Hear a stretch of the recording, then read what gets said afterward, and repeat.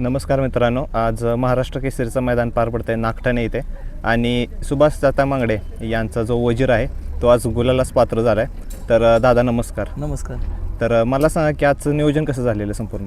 नियोजन संजय पुतेकर शेंद्रे बरं. हे आमचं जुने संबंध आहे, त्यांचा फोन आलता बैल पाहिजे. हां, यंदा होई बोललं झाला पायरा लगेच. त्याच्याबरोबर आधी कधी गाडी पाहिलेली नाही नाही वजीरबद्दल काय सांगाल? कारण की भरपूर नावात चर्चेत यायला लागला आता तो. चर्चेतलाच बैल आहे पहिल्यापासून. हं, जरा बॅट पॅच असतोय, आता परत झाले चालू रुटीन. हं, हं, हं. त्याचं चांगला एखादं पळतो बैल त्याचं एखादं आठवणीतलं मैदान कुठलं सांगाल? कारण की ज्यावेळेस असा संघर्ष चालू होता आणि त्यानं दाखवून दिलं त्या मैदानात. आदत आदत गाडी पळालेली गौतम भाईच्या मैदानाला, एकदा तिकडं मैदान झालं बरं निंबूतला ह्याला वाढदिवसानिमित्त बारामती भागात. बरं. आणि दुसरे एक फलटणला आले, म्हणजे तो आदत होता, बाकी सगळे ओपनची बैल होती, मोठा शिमे काढलेला. हं, एक आनंदाचं मैदान ते, म्हणजे इरसलीचं मैदान होते. हं.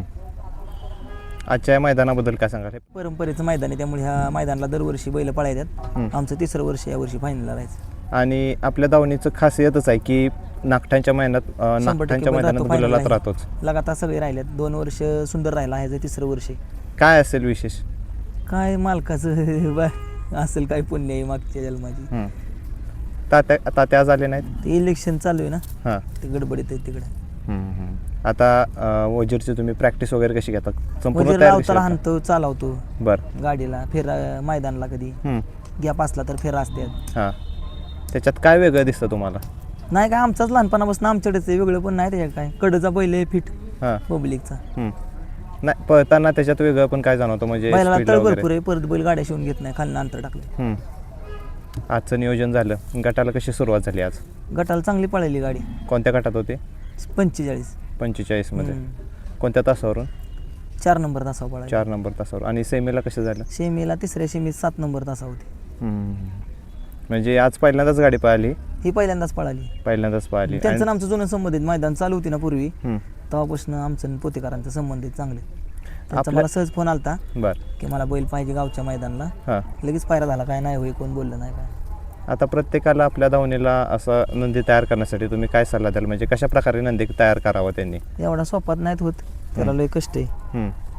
प्रॅक्टिस लागते, नशिबाची पण साथ पाहिजे. हं. सगळ्या बाजूने खेळ जुळायला लागतो, तेव्हा ते जुळते. नशीब किती महत्त्वाचं आहे बैलगाडी तर क्षेत्रामध्ये? नशिबावर सगळं चालले. हां. संयम पाहिजे आणि बाकी प्रॅक्टिस बी पाहिजे, मेहनत बी पाहिजे तेवढीच हां. बैलांना. हं. जेवढी मेहनत तेवढी बैल 100% रिझल्ट देतात.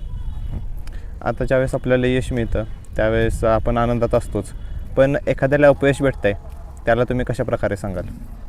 आता आम्हाला बी सारखं अपयशच आहे, म्हणजे आता खेळत असं कॉम्पिटिशन झाले जास्त. हं. अपयश आलं तरी काय जिद्द सोडायची नाही हं. आणि प्रॅक्टिसमध्येच पाहिजे बैल. म्हणजे हं. पहिलवान शेवटी तो त्याचा रोजचा खुराक, रोजचा व्यायाम त्याला तेवढा दिलाच पाहिजे, तरच तुम्हाला ते दाखवणार, उमाटणार बैल. हं. वजीरचं वय किती आत्ता? वजीरचं वय साधा ते बैल आता असेल एक 4 वर्षाचा, 4.5 वर्षाचा. आता इथून पुढं कॉम्पिटिशन वाढत चाललं आहे कारण की अनेक नंदी आता मैदानात येतात. काय सांगाल याच्याबद्दल? भरपूर नंदी मैदानात येते ते, हां. नाही काय अडचण. आता जेस त्याचं अवसान हां. इतरांनी कशा प्रकारे उतरावं मग मैदानात आता? उतराव अशी तयारी करून, आपला बैल जवळ पळत नाहीत, हं. आपल्याला अंदाज येत नाही, सेकंद लावून फेरं काढणे किंवा गट काढत नाही, तोपर्यंत मैदानात नाही आलं पाहिजे मोकार खर्च करायला. हं. जेव्हा आपल्याला पुरा अंदाज येईल, बाबा बैल आता आपला जाऊन असं असं करील, हं. गाड्या मारील किंवा राहील, हं. आशेनं जर तुम्ही केला तरच. तर दादा तुमचं आता फायनल होणार आहे, त्यासाठी तुम्हाला खूप खूप शुभेच्छा आणि आजच्या गुलालासाठी पण तुम्हाला खूप खूप शुभेच्छा. धन्यवाद.